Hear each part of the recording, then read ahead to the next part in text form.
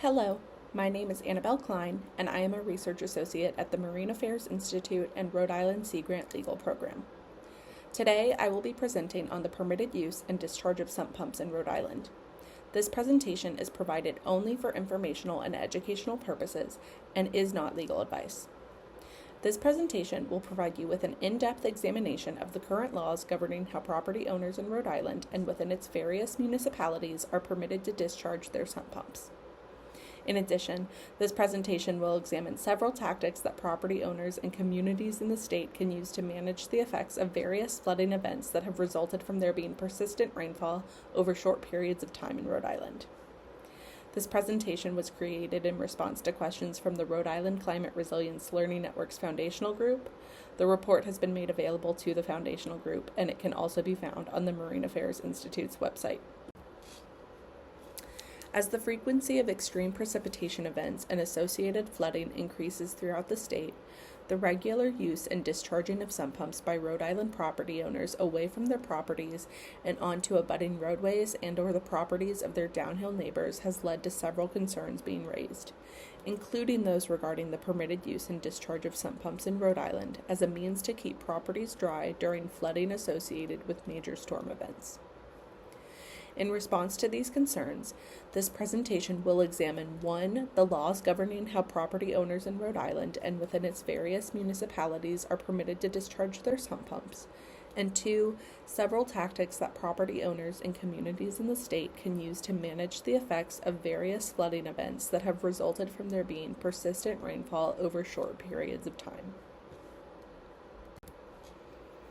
Ultimately, by the end of this presentation, you should be able to 1. Recognize how Rhode Island property owners are permitted to discharge their sump pumps, and 2. Assess the strength and/or weaknesses of various tactics that property owners and communities in the state might use to manage the effects of certain flooding events. So, what's the big deal? Why have several concerns been raised regarding the permitted use and discharge of sump pumps in Rhode Island?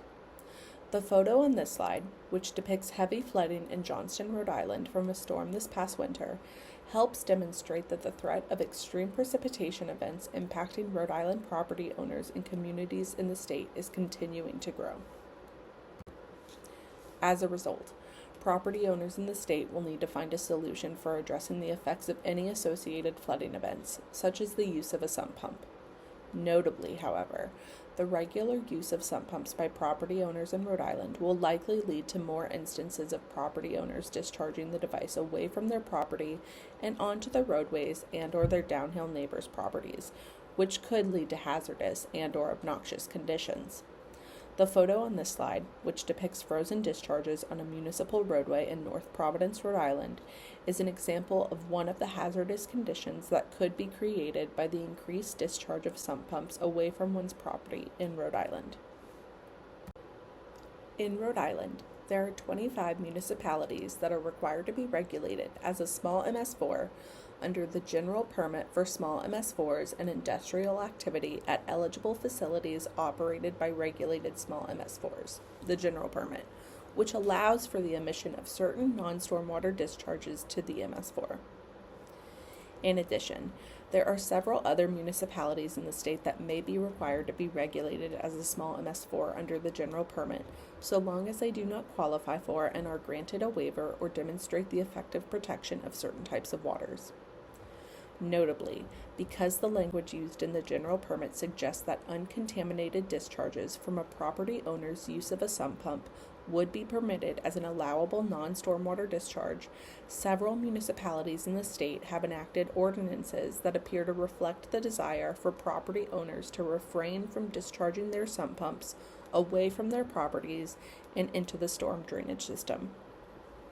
Overall, 22 municipalities have enacted an ordinance that prohibits the draining and/or pumping out of water onto municipal streets.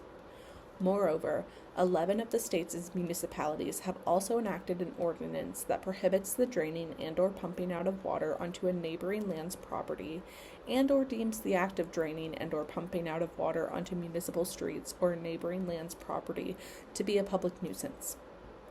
Notably, less than half of the state's municipalities have enacted a correlating enforcement provision, thereby placing the ordinance's overall effectiveness into question.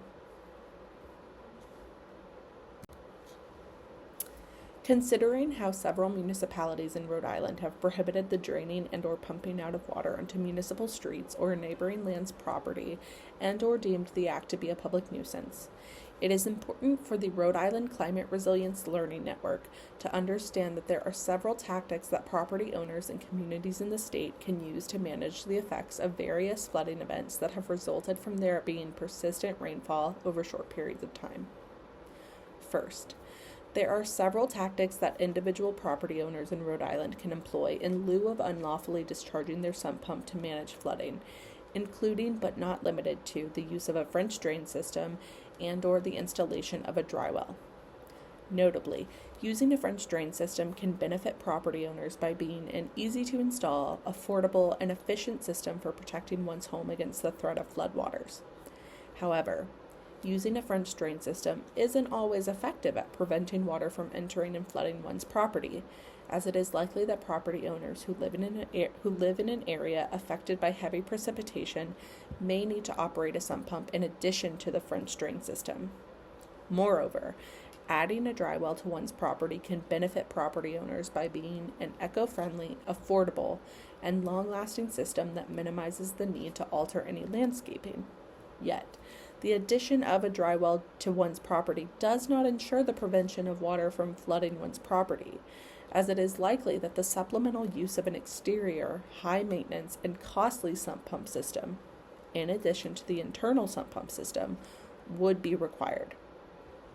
Overall, each of these tactics has various advantages and disadvantages that Rhode Island property owners might explore before choosing to employ the tactic as a way to manage any flooding associated with intense precipitation. Second, there are several community-based approaches that could be used to better manage flooding, including the enactment of certain types of municipal ordinances. Ultimately, while information concerning whether the enactment of a municipal ordinance is an effective approach for managing flooding is scarce, there are several municipalities in the United States that have taken this approach. As such, communities in Rhode Island might explore the legislative approaches taken by other municipalities to determine whether there are any existing advantages and/or disadvantages to be aware of.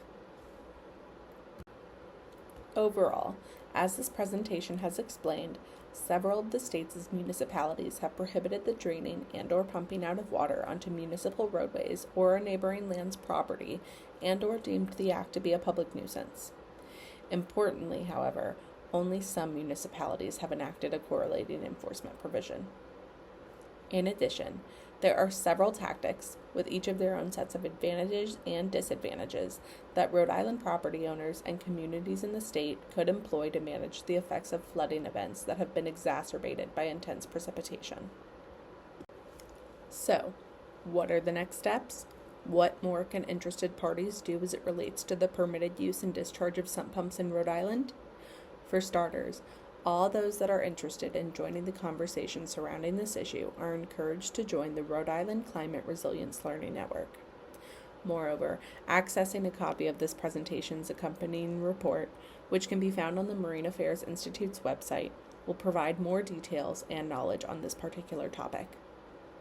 Thank you.